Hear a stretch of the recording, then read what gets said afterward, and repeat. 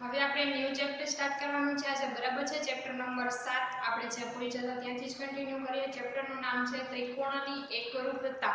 હવે એકરૂપતા એટલે સૌથી પહેલા શું થાય? ત્રિકોણ એટલે શું એ તો બધાને ખબર જ છે। એકરૂપતા એટલે શું થશે? એકરૂપ એટલે શું? તો કે સમાન અથવા તો સરખું, બરાબર છે। બંને ત્રિકોણ એકબીજા સાથે સરખા હોય, એકબીજા સાથે સમાન હોય એટલે એ બંને ત્રિકોણ કેવા કહેવાય? એકરૂપ છે એવું કહેવાય, બરાબર છે। એકરૂપતા દર્શાવવા માટેની નિશાની જુઓ, મેં ટાઇટલ લખેલું છે ત્યાં જ દર્શાવેલી છે। આમ બરાબર કરવાનું, પછી એની ઉપર આમ કર્વ જેવી નિશાની કરવાની, બરાબર છે। હવે એકરૂપનો અર્થ મેં લખેલો છે, એકરૂપ એટલે સમાન થશે। એકરૂપતા કોને કહેવાય? તો કે બે વસ્તુઓ એકરૂપ હોવાનો જે સંબંધ છે એ સંબંધને શું કહેવાય? એકરૂપતા, બરાબર છે। બંને ત્રિકોણ સમાન હોય, બરાબર, બંને ત્રિકોણની અમુક બાજુઓ સરખી હોય, ખૂણાઓ સરખા હોય તો એને બંને છે એકરૂપ છે એમ કહેવાય। અને આ એકરૂપ હોવાનો જે સંબંધ છે એ સંબંધને શું કહેવાય? એકરૂપતા, બરાબર છે। પ્રસ્તાવનાની અંદર આટલું સમજવાનું છે। હવે આગળ જેમ આપણે ભણશું એમ તમારે પેલા અમુક આકૃતિની એકરૂપતા જોવાની આવશે, પછી રેખાખંડોની એકરૂપતા આવશે, પછી ખૂણાની એકરૂપતા આવશે અને પછી ત્રિકોણની એકરૂપતા આવશે, બરાબર। ડાયરેક્ટ ત્રિકોણની એકરૂપતા આવશે નહીં, પહેલા તમને ત્રિકોણના જે અંગો હોય એ અંગોની એકરૂપતા સમજાવશે। ત્રિકોણના અંગો કયા કયા છે તો ખબર છે બધાને? રેખા, ખૂણો, રેખા એટલે કે ત્રિકોણની બાજુ અને જે ખૂણા હોય એ આ ત્રિકોણના અંગો છે, તો પહેલા એની એકરૂપતા સમજવાની। એકરૂપતા એના ઉપરથી કઈ રીતના આવે એ સમજવાનું, પછી આપણે ત્રિકોણ વિશેની એકરૂપતા સમજીશું। આઈડિયલની અંદર પેજ નંબર 49 ઉપર જુઓ, ત્યાંથી ચેપ્ટર સ્ટાર્ટ થઈ છે। એમાં સૌથી પહેલો પોઈન્ટ પ્રસ્તાવનાનો છે। પ્રસ્તાવનાનો પહેલો ક્વેશ્ચન, બધા ક્વેશ્ચનના આન્સર મેં બોર્ડ પર લખેલા જ છે, હું બોલતી જાઉં છું અને સમજાવતી પણ જાઉં છું। પહેલો ક્વેશ્ચન છે કે એક જ ઉત્પાદકની બે માપપટ્ટી એક જ આકારની અને માપની હોય તો આ બે માપપટ્ટી એકબીજાને એકરૂપ છે। એક જ ઉત્પાદક એટલે શું? એક જ કંપની સરખી, ઉત્પાદક એટલે કે વસ્તુઓ બનાવનાર, બરાબર છે, જે પ્રોડક્શન કરતા હોય એ લોકો, બરાબર છે। તો એક જ ઉત્પાદક એટલે કે કોઈ એક જ કંપનીની બે સ્કેલ, માપપટ્ટી એટલે સ્કેલ થશે, બરાબર। કોઈ એક જ કંપનીની બે સ્કેલ હોય તો એ બંને સ્કેલ એકબીજા, એ બંને સ્કેલની પાછા આકારે સરખા જ છે, એટલે કે લંબચોરસ હોય તો બંને લંબચોરસ છે, બંનેના માપ પણ કેવા છે? સરખા જ છે। તો આકાર અને માપ બધુંય સરખું છે તો એ બંને માપપટ્ટી, એ બંને સ્કેલ એકબીજાને એકરૂપ કહેવાય કે ન કહેવાય? તો કે કહેવાય જ, કારણ કે હમણાં આપણે એ જ શીખ્યું કે એકરૂપ એટલે કે સમાન, બરાબર છે। તો પહેલાના જવાબમાં શું આવશે? સાચું, બરાબર છે। જુઓ, પહેલાના જવાબમાં સાચું મેં લખેલું છે। બીજો ક્વેશ્ચન, બે અલગ અલગ માપના બિસ્કિટ એકબીજાને એકરૂપ હોય। જુઓ, ક્વેશ્ચનમાં જ તમને કહી દીધું અલગ અલગ માપ હોય તો એ એકરૂપ થાય નહીં, કારણ કે એકરૂપ શબ્દનો મિનિંગ જ એવું થઈ છે કે સરખું, બરાબર છે, એટલે એકરૂપ થશે નહીં, તો ત્યાં શું આવશે? ખોટું। ત્રીજો ક્વેશ્ચન, નીચેનામાંથી કોણ એકરૂપ છે? તમને 4 ઓપ્શન આપ્યા છે। પહેલો ઓપ્શન, એક જ ઉત્પાદકની બે બ્લેડ, એક જ ઉત્પાદક એટલે કે એક જ કંપનીમાં એક જ માણસે સરખી બનાવેલી બે બ્લેડ। બીજું, બે અલગ અલગ કંપનીના બિસ્કિટ, અલગ અલગ કંપની છે એટલે અલગ અલગ હશે। તમે આજ દિવસ સુધી ક્યાંય એવું જોયું કે બે કંપનીના, તમે બે અલગ અલગ કંપનીના બિસ્કિટ લ્યો તો એનું ઉપરનું જે રેપર હોય એ કંપનીનું નામ હોય એ બિસ્કિટની ડિઝાઇન, બિસ્કિટનો આકાર બધુંય સરખું હોય? આવું ક્યારેય થયું નથી, બરાબર છે। ત્રીજો ઓપ્શન, અલગ અલગ બીબામાંથી બનાવેલા રમકડા, બીબું એટલે કે રમકડું જે આકારનું હોય, આકારવાળું જે બીબું હોય એ, બરાબર છે। તો અલગ અલગ બીબાવાળાથી રમકડા બનાવેલા હોય તો એ અલગ અલગ છે તો એ સરખા હશે નહીં। અને ચોથો ઓપ્શન છે એક પણ નહીં। તો આપણે 4 ઓપ્શન જોઈએ, એમાંથી કોણ સરખું છે? તો કે ઓપ્શન એ, કારણ કે એક જ વ્યક્તિ દ્વારા બનાવેલી બ્લેડ છે તો બંને કેવી હશે? સરખી, એટલે એમાં આવશે ઓપ્શન એ। ચોથો ક્વેશ્ચન, વ્યાખ્યા આપો એકરૂપતાની। તો જુઓ, મેં શરૂઆતમાં જ લખેલી હતી, બે વસ્તુઓ એકરૂપ હોવાનો સંબંધ છે એને શું કહેવાય? એકરૂપતા કહેવાય। એટલે ત્યાં વ્યાખ્યામાં આવશે, બે વસ્તુઓ એકરૂપ હોવાના સંબંધને એકરૂપતા કહે છે। નેક્સ્ટ પોઈન્ટ છે સમતલીય આકૃતિ ઓની એકરૂપતા. અત્યાર સુધી એકરૂપ વિશે આપણે સામાન્ય માહિતી મેળવી. હવે તમારે એક આકારની એક બધી વસ્તુઓની અલગ અલગ એકરૂપતા સમજવાની થશે. પહેલો પોઈન્ટ છે સમતલીય આકૃતિ. સમતલીય આકૃતિ એટલે શું? આકૃતિ એટલે શું એ તો બધાને ખબર જ છે. સમતલીય આકૃતિ એટલે કે કોઈ પણ સીધી સપાટી ઉપર દોરેલી આકૃતિ છે. પછી એ બોર્ડ ઉપર હોય, બુક ઉપર હોય કે પાટિયા ઉપર હોય કે ગમે ત્યાં હોય. બરાબર છે. તો એમાં તમને ક્વેશ્ચન પૂછેલો છે કે નીચે આપેલી આકૃતિઓ એકરૂપ છે કે નહીં, એનો હા નામાં જવાબ આપો. બરાબર છે. તો ત્યાં તમને આકૃતિના કોઈ પણ પ્રકારના માપ આપેલા નથી, તો તમારે આકૃતિઓ છે એ જોઈને જ નક્કી કરવાની છે. જો બંને આકૃતિઓના આકાર સરખા તો બંને આકૃતિ પણ સરખી, એટલે કે બંને આકૃતિ એકરૂપ. પેલી આકૃતિ જુઓ, બંને ત્રિકોણની છે, બંને કેવા છે? સરખા, એટલે બંને એકરૂપ થશે. તો પેલામાં હા. બીજું તો જુઓ, એમાં બંને લંબચોરસ આપ્યા છે, એમાં એક લંબચોરસની પેલું જે લંબચોરસ છે એની એક બાજુ 83 છે. બરાબર છે. તો એ બંને સરખા છે નહીં, એટલે ત્યાં ના. ત્રીજું છે એમાં જુઓ, એક ટ્રાયેંગલ છે, એક રેક્ટેંગલ છે, એટલે એ બંને પણ સરખા થશે નહીં, તો એમાં ના. ચોથું છે એમાં બે સર્કલ આપેલા છે. જુઓ, બંને સર્કલ સાવ સરખા છે. પહેલી આકૃતિમાં બે સર્કલ, બીજી આકૃતિમાં પણ બે સર્કલ, એટલે ત્યાં શું આવશે? હા. પાંચમું છે એમાં એક લંબચોરસ થોડુંક વધારે મોટું છે, બીજું લંબચોરસ છે એ થોડુંક નાનું છે, તો બંનેના માપ સરખા હશે નહીં, તો બંને સરખા હશે નહીં. સરખા નહીં હોય તો બંને એકરૂપ પણ હશે નહીં, એટલે ત્યાં ના. છઠ્ઠું છે એમાં તો બંને આકૃતિ સરખી જ છે. બરાબર છે, એટલે ત્યાં હા. નેક્સ્ટ પોઈન્ટ આવ્યો રેખાખંડોમાં એકરૂપતા. હવે આપણે આકૃતિની એકરૂપતા જોઈ લીધી, હવે આપણે રેખાખંડની એકરૂપતા જોવાની છે. તો રેખાખંડની એકરૂપતા કઈ રીતના આપણે ખબર પડશે? જુઓ, મેં અહીંયા લખેલું છે કે માપ બંનેના કેવા હોવા જોઈએ? સમાન. તમને જે બે રેખાખંડોની એકરૂપતા પૂછેલી હોય એ બંને રેખાખંડોના માપ સરખા હોવા જોઈએ. બંને રેખાખંડોના માપ સરખા તો બંને રેખાખંડો એકરૂપ. જો બંને રેખાખંડોના માપ સરખા નથી તો બંને રેખાખંડ એકરૂપ નથી. આઈડિયલની અંદર જુઓ, 6થા નંબરના ક્વેશ્ચનની અંદર તમને ચાર આકૃતિઓ આપેલી છે. ચાર આકૃતિમાં બે રેખાખંડ છે. એ બધા એકરૂપ છે કે નહીં એ તમારે કહેવાનું છે. તો એ આપણે માપ પરથી નક્કી કરશું. બધાના જવાબ મેં બોર્ડ પર લખેલા જ છે. પહેલું છે એમાં જુઓ, પહેલો રેખાખંડ AB નું માપ 5 સેન્ટીમીટર, બીજો રેખાખંડ PQ એનો માપ પણ 5 સેન્ટીમીટર. તો 5 સેન્ટીમીટર 5 સેન્ટીમીટર સરખા થયા, એટલા માટે ત્યાં હા. બીજું છે એમાં DE નું માપ 5 સેન્ટીમીટર, FG નું માપ 6 સેન્ટીમીટર.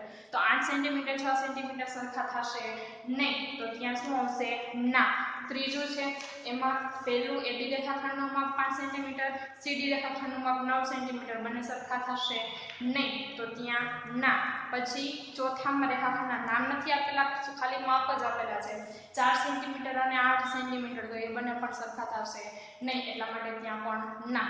સાતમું ક્વેશ્ચન જુઓ, બે સરખી લંબાઈના રેખાખંડો એકરૂપ હોય તો ભાઈ બે સરખી લંબાઈ હોય એટલા માટે જ તો એને એકરૂપ કહેવાતા હોય. બરાબર, તો આ વિધાન કેવું છે? સાચું. આઠમો ક્વેશ્ચન, નીચેનામાંથી કયા રેખાખંડો એકરૂપ હશે? તો પહેલું કીધું છે કે બે સરખા માપના રેખાખંડ, એટલે કે એકરૂપ રેખાખંડ કોને કહેવાય? તો એમાં ઓપ્શન છે બે સરખા માપ હોય એને એકરૂપ કહેવાય, બે અલગ અલગ માપ હોય એને એકરૂપ કહેવાય, કે બેયને એકરૂપ કહેવાય. સરખા હોય તો એકરૂપ, અલગ અલગ હોય તો એકરૂપ. બરાબર છે, તો ત્યાં જવાબમાં શું આવશે? ઓપ્શન એ, કે જે બે રેખાખંડના માપ સરખા હોય એને જે સરખા રેખાખંડ એટલે કે એકરૂપ રેખાખંડ કહેવાય. નવમો ક્વેશ્ચન, જો બે રેખાખંડ એકરૂપ હોય તો તેમની લંબાઈ કેવી હોય? સમાન. જો ભાઈ સાચું જ છે. બરાબર છે, એટલે નવમામાં સાચું આવશે, કારણ કે બંને રેખાખંડની લંબાઈ સરખી હોય એટલા માટે જ તો એ એકરૂપ કહેવાતા હોય. તો એકરૂપ હોય તો એની લંબાઈ ઓબ્વિયસલી કેવી હોય? સરખી જ હોય. 10મો ક્વેશ્ચન, કે રેખાખંડ AB અને CD એકરૂપ હોય તો તેને સંકેતમાં કઈ રીતના લખાય? તો ચેપ્ટરનું જ્યારે શરૂઆત કર્યું તો ત્યારે મેં તમને એકરૂપતાની નિશાની ત્યાં જ શીખવાડેલી હતી. બરાબર છે, બરાબરની ઉપર આડો લીટો. બરાબર, આમાં તો તમને જુઓ આપેલું જ છે નીચે, એટલે એના જવાબમાં આવશે ઓપ્શન બી. હવે નેક્સ્ટ પોઈન્ટ આવ્યો ખૂણાઓની એકરૂપતા.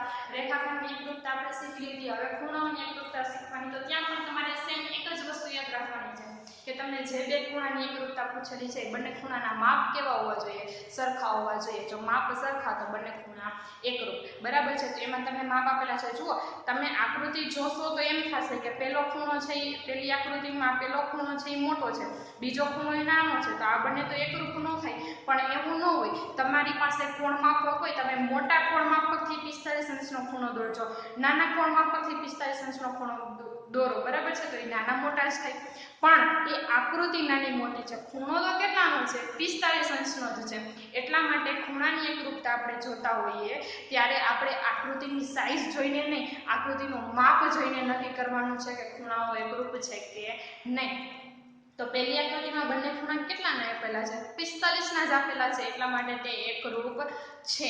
બીજી આકૃતિમાં બંને ખૂણા 50 ના જ આપેલા છે, એટલે એ પણ ખૂણા એકરૂપ છે. ત્રીજી આકૃતિમાં જુઓ, એક ખૂણો ઊંધો છે, એક ખૂણો સીધો છે, પણ બંનેના માપ કેવા છે? સરખા જ છે, 120 અંશ 120 અંશ. તો આપણે ખાલી શું જોવાનું છે? માપ જ જોવાનું છે, એટલા માટે એ બંને પણ એકરૂપ છે. ચોથા ક્વેશ્ચનમાં એક ખૂણો 30 અંશનો છે, એક ખૂણો 35 અંશનો છે, તો બંને ખૂણા એકરૂપ નથી. 12મા ક્વેશ્ચનમાં કીધું છે કે ત્રિકોણ ABC નો ખૂણો B 60 અંશનો અને DEF માં ખૂણો E 60 અંશ હોય તો ખૂણો ABC અને ખૂણો DEF છે એકરૂપ છે એવું લખી શકાય. તો સાચું જ છે, બરાબર છે. B નું માપ 60, E નું માપ 60, તો બંને ખૂણા એકબીજાને એકરૂપ છે, એટલા માટે ત્યાં શું આવશે? સાચું. 13મો ક્વેશ્ચન છે કે ખૂણો E સમરૂપ ખૂણો X હોય તો એનો અર્થ શું થાય? તો કે એનો અર્થ એવો થાય છે તો કે માપ ખૂણો E બરાબર માપ ખૂણો X. હવે આ બે આમ તમને ક્વેશ્ચનમાં એવું આપેલું છે કે ખૂણો E સમરૂપ ખૂણો X, આપણે જવાબમાં એવું લખ્યું કે માપ ખૂણો E બરાબર માપ ખૂણો X. આ બંનેમાં ફેર શું છે? તો બંનેમાં ફેર ખાલી એટલો જ છે કે તમને ક્વેશ્ચનમાં જે વસ્તુ આપેલી છે એ વસ્તુમાં તમને એ બતાવ્યું કે બંને ખૂણાઓ સમરૂપ છે, એટલે કે ખૂણો E સમરૂપ ખૂણો X એકરૂપ અથવા તો સમરૂપ છે. બોલો, એ બંને શબ્દ સરખા જ છે, બરાબર છે. બંને ખૂણા સમરૂપ છે અને એનો અર્થ એવો થાય કે બંને ખૂણાના માપ, અહીંયા ખૂણાની આગળ કયો શબ્દ આવી ગયો? એમ આવી ગયો, એટલે કે એનો મીનિંગ એવો છે કે બંને ખૂણાના માપ કેવા છે? સરખા છે, એટલા માટે આપણે અહીંયા આગળ એમ લગાડેલો છે. હવે આપણા ચેપ્ટરનું જે નામ હતું એ પોઈન્ટ હવે આવ્યો, શું? ત્રિકોણની એકરૂપતા, બરાબર. તો હવે ત્રિકોણની એકરૂપતા માટે પહેલા સમજવાનું છે એ વસ્તુ ખાસ અહીંયા ધ્યાન રાખજો બોર્ડ ઉપર. મેં બે આકૃતિ દોરેલી છે, ત્રિકોણ ABC અને ત્રિકોણ XYZ. આની જગ્યાએ આગળ ગમે ત્યાં ગમે તે વસ્તુ એકરૂપ આપેલી હોય, બરાબર છે. ત્રિકોણના નામ ગમે એમ આડાવડા કરેલા હોય, પણ અત્યારે આ ઉદાહરણમાંથી હું જે બે વસ્તુ સમજાવું છું એ તમારે ધ્યાનમાં રાખવાની છે. જુઓ, અહીંયા મેં દીધું છે ત્રિકોણ ABC અને ત્રિકોણ XYZ વચ્ચે મેં કીધી છે સમરૂપતાની નિશાની, એટલે કે હું એવું કહું છું કે ત્રિકોણ ABC અને ત્રિકોણ XYZ સમરૂપ છે. તો ત્રિકોણ ABC સમરૂપ ત્રિકોણ XYZ આપેલું છે, તો ત્યાં તમારે યાદ રાખવાનું કે ત્રિકોણ ABC માં પહેલો શબ્દ કયો હતો? પહેલો અક્ષર, પહેલો આલ્ફાબેટ કયો હતો? A હતો. ત્રિકોણ XYZ માં પહેલો આલ્ફાબેટ કયો હતો? X હતો, એટલે કે A સાથે સમરૂપ કોણ થશે? X જ થશે. એટલે કે તમે ત્રિકોણ ABC લખો છો તો એની સાથે સમરૂપતામાં તમારે ત્રિકોણ XYZ જ લખવું પડે. ત્યાં તમે એની સાથે YXZ એમ લખો તો ચાલશે નહીં, એ સમરૂપતા ખોટી પડે, બરાબર છે. ABC માં બીજો આલ્ફાબેટ કયો આવે છે? B આવે છે, અને XYZ માં બીજો આલ્ફાબેટ કયો આવે છે? Y આવે છે, બરાબર છે. તો અહીંયા આપણે જે નામ લખેલું છે નામને આપણે જોઈએ તો B સાથે કોણ સમરૂપ થાય? તો કે Y સમરૂપ થાય, એટલે B સાથે Y જ આવવો જોઈએ, બરાબર છે. એટલે કે જ્યાં B નું સ્થાન આવ્યું ત્યાં જ Y નું સ્થાન આવવું જોઈએ. તમે ત્રિકોણ ABC માં B ને છે એ આમ આગળ લઈ લ્યો છો તો તમારે Y ને પણ આગળ લઈ લેવો પડે, અને C સાથે સમરૂપ કોણ થશે? Z, બરાબર. એટલે આ વસ્તુ યાદ રાખવાની. બાજુઓની વાત કરીએ તો બાજુ આપણે એમ કહીએ કે AB બાજુ, તો આમાં કઈ બાજુ આવે? XY. બીજું આપણે એમ કહીએ BC બાજુ, તો આની કઈ બાજુ આવે? YZ. એટલે કે તમને જે બે ત્રિકોણની સમરૂપતા આપેલી હોય એ ત્રિકોણમાં જે ખૂણા સાથે જે ખૂણો સમરૂપ આપેલો હોય, જે બાજુ સાથે જે બાજુ સમરૂપ આપેલી હોય એ જ લેવાની, એમાં કઈ આગળ થવું જોઈએ નહીં, બરાબર છે. હવે આઈડિયલની અંદર આવી જઈએ. આઈડિયલમાં ત્રિકોણની એકરૂપતાનો પોઈન્ટ સ્ટાર્ટ થાય છે પેજ નંબર 50 ઉપરથી, બરાબર છે. પેજ નંબર 50 ઉપર 14મા નંબરનો ક્વેશ્ચન છે કે ત્રિકોણ ABC એકરૂપ ત્રિકોણ XYZ હોય તો એને અનુરૂપ શું કહેવાય સંગતતા લખવાની છે, બરાબર છે. તો એના જવાબમાં બોર્ડ ઉપર લખેલા જ છે. પેલું જો ખૂણો A સમરૂપ હોય તો એની સાથે કોણ થઈ સમરૂપ? ખૂણો X. બાજુ BC હોય તો BC સાથે કોણ આવે? YZ. પછી ખૂણો C હોય તો C સાથે કોણ આવે? ખૂણો Z. અને બાજુ AC હોય તો AC સાથે સમરૂપ કોણ આવે? XZ. Z બરાબર 15મો ક્વેશ્ચન કે ત્રિકોણ ABC સમરૂપ ત્રિકોણ PQR નો અર્થ શું થાય અહીંયા કોની વાત કરેલી છે ત્રિકોણની વાત કરેલી છે ત્રિકોણની વાત કરેલી હોય તો કોણ એકરૂપ હોય બંને ત્રિકોણ એકરૂપ હોય એટલે એટલા માટે ત્યાં ઓપ્શન ડી 16મો ક્વેશ્ચન છે એમાં તમને એવું કીધું છે કે ત્રિકોણ ABC અને ત્રિકોણ PQR ના માપ અને આકાર સમાન છે તો આ બંને ત્રિકોણ કેવા કહેવાય એકરૂપ કહેવાય એટલા માટે ત્યાં જવાબમાં આવશે ઓપ્શન ડી 17મા ક્વેશ્ચનમાં કીધું છે કે બે ત્રિકોણ DEF અને LMN આપેલા હોય તો તેની 6 સંગતતાઓ લખો હવે સંગતતાનો મીનિંગ શું થાય જે વસ્તુ મેં તમને ઉપર સમજાવી ને એ જ વસ્તુનો મીનિંગ સંગતતા થાય બરાબર છે કે ABC હોય તો XYZ જ આવવું જોઈએ જો ABC ની જગ્યાએ તમે BAC લખો છો તો XYZ ની જગ્યાએ પણ શું આવી જાય YXZ આવી જાય ABC ની જગ્યાએ તમે CBA લખો છો તો XYZ ની જગ્યાએ પણ શું આવી જાય ZYX આવી જાય બરાબર છે એટલે કે તમને એવું કીધું છે કે DEF અને LMN સરખા છે તો જ્યાં D હોય ત્યાં જ L હોવો જોઈએ જ્યાં E હોય ત્યાં જ M હોવો જોઈએ જ્યાં F હોય ત્યાં જ N હોવો જોઈએ હવે આજે વચ્ચે મેં બધી નિશાની કરેલી છે એ નિશાનીને સંગતતા કહેવાય સંગતતાનો મીનિંગ શું તો કે D સાથે સંગત L છે એટલે કે D અને L નો જ સંબંધ છે પછી D સાથે M સરખો ન હોય તો કાંઈ ફેર પડતો નથી D સાથે N સરખો ન હોય તો કાંઈ ફેર પડતો નથી E છે તો E સાથે M નો જ સંબંધ છે E સાથે L ને અને N ને કંઈ લેવા દેવા છે નહીં આ જે વચ્ચે એરાની નિશાની છે નિશાનીને સંગતતા બોલે શું બોલાય સંગતતા તો તમને ક્વેશ્ચનમાં DEF અને LMN ની સંગતતા લખવાની કીધી છે બરાબર છે 6 રીતે લખવાની છે એમાં તમારે કંઈ નવું નથી કરવાનું એક વસ્તુ યાદ રાખવાની કે જ્યાં D હશે ત્યાં L આવશે જ્યાં E હશે ત્યાં M આવશે અને F હશે ને ત્યાં N આવશે તો તમારે બધાય શબ્દ DEF ને આડાવડા કરીને લખવાના છે પછી બધાયની સાથે જે અક્ષર આપણે આગળ લીધો આમાં પણ એ જ ફેરફાર કરવાનો અહીંયા આપણે 5 મિનિટની સંગતતા લખી છે FDE તો આમાં પહેલા F છે તો F સાથે કોણ હતું N તો આમાં પણ પહેલા N આવવો જોઈએ પછી D છે તો D સાથે કોણ હતું L તો આમાં બીજા નંબરમાં અહીંયા પણ શું આવવું જોઈએ L એવી રીતના છે સંગતતા લખેલી છે હવે નેક્સ્ટ પોઈન્ટ છે ત્રિકોણની એકરૂપતા માટેની શરતો હવે શરતો એટલે શું થાય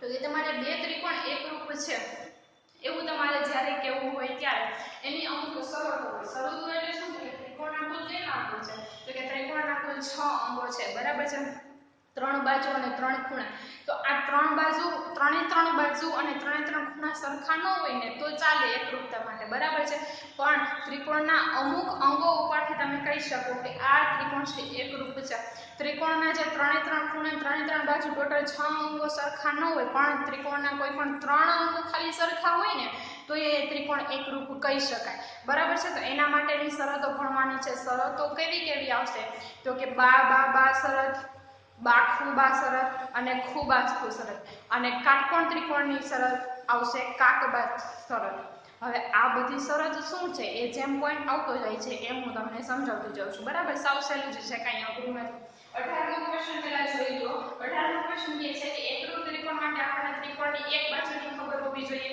તો ત્યાં શું આવશે ખોટું કારણ કે મેં તમને હમણાં કીધું કે તમારે કોઈ પણ એક ત્રિકોણની એકરૂપતા સમજવી હોય ને તો ત્રિકોણના કોઈ 3 અંગોની આપણે ખબર હોવી જોઈએ બરાબર છે એટલે ત્યાં ખોટું 19મો ક્વેશ્ચન ત્રિકોણ ABC તેને એકરૂપ ત્રિકોણ DEF દોરવો હોય એટલે કે ત્રિકોણ ABC ઓલરેડી તમને આપેલો જ છે દોરીને હવે એવો જ આપણે ત્રિકોણ DEF દોરવો છે તો તમારે શેની જરૂર પડે તો થોડુંક વિચારો કે તમને ત્રિકોણ ABC આપેલો હોય એના જેવો જ તમારે ત્રિકોણ DEF દોરવો છે તો તમારે શેની જરૂર પડે તો કે જે તમારી પાસે ત્રિકોણ ABC છે એની બધાય બાજુઓના માપ હોવા જોઈએ કારણ કે ત્રિકોણ ABC ની બધી બાજુઓના માપ હોય તો જ તમે એના જેવો ત્રિકોણ DEF દોરી શકો બરાબર છે એટલા માટે ત્યાં જવાબમાં શું આવશે ઓપ્શન એ કે ત્રિકોણ ABC ની ત્રણેય બાજુઓની ખબર હોવી જોઈએ હવે એકરૂપતાની પહેલી શરત આવી બા શરત હવે બા નો મીનિંગ શું થાય છે મેં અહીંયા લખેલું છે બાજુ બરાબર છે એને શોર્ટ ફોર્મમાં લખેલું છે બા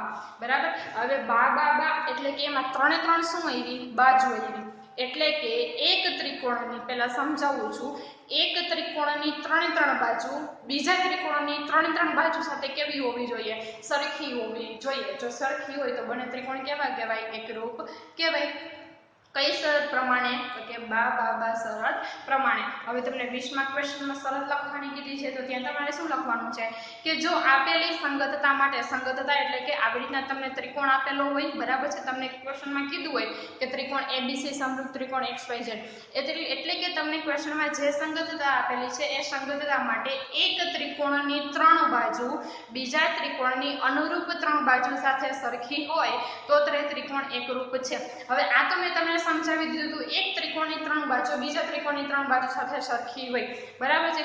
હવે આટલું તમે વસ્તુ લખી છે, બરાબર, પણ તમે વ્યાખ્યાની અંદર, શરતની અંદર અનુરૂપ શબ્દ લખતા ભૂલી ગયા તો ત્યાં તમારો માર્ક્સ કપાઈ જાય, બરાબર છે. આ એક શબ્દ માટે થઈને તમારો માર્ક કપાઈ જાય. શું કામ? અનુરૂપનો મીનિંગ શું થાય છે? અહીંયા મેં તમને કીધું હતું કે AB બાજુની વાત કરતા હોઈએ તો એની સાથે XY જ હોવું જોઈએ, AB સાથે YZ ચાલશે નહીં. આપણે AC બાજુની વાત કરતા હોઈએ તો એની સાથે XZ જ હોવું જોઈએ, એની સાથે XY ચાલશે નહીં. તો આનો મીનિંગ શું થાય છે?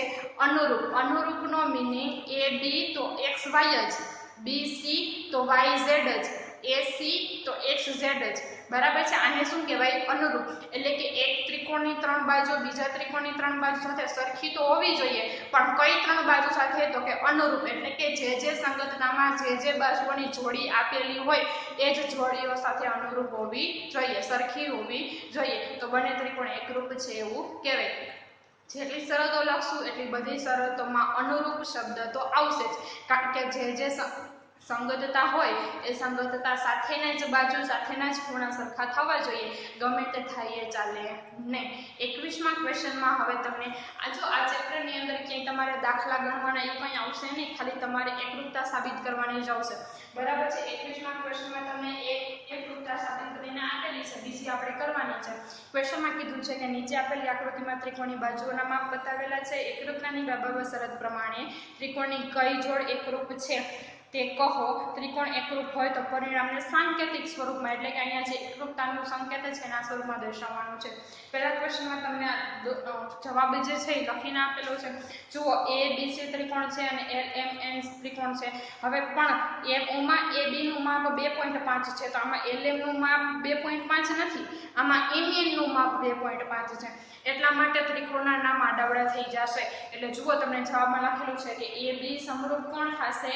NM, બરાબર, કારણ કે પાછું LN આવે એનું માપ 4.5 છે, તો ઓલી બાજુ કયું માપ છે? તો કે AC નું માપ 4.5 છે, એટલે ત્યાં સરખો ખૂણો કયો થયો? A સાથે N, બરાબર છે. એટલે AB સમરૂપ NM, BC સમરૂપ ML અને AC સમરૂપ NL. હવે ત્રિકોણનું નામ ગોઠવો તો A આરે કોણ આવે? N, B આરે કોણ આવે?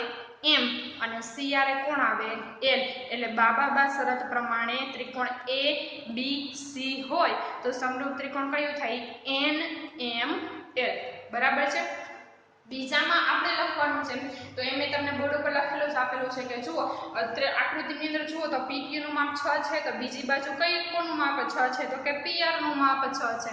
એટલે આપણે લખ્યું PQ સમરૂપ PR, પછી QS નું માપ 3.5 છે, તો આ બાજુ કોનું માપ 3.5 છે? તો કે RS નું, બરાબર છે. QS લખ્યું છે તો સાથે RS જ આવવું જોઈએ, ત્યાં તમે QS સમરૂપ SR લખશો તો તમારી સમરૂપતા ખોટી પડી જશે, બરાબર છે.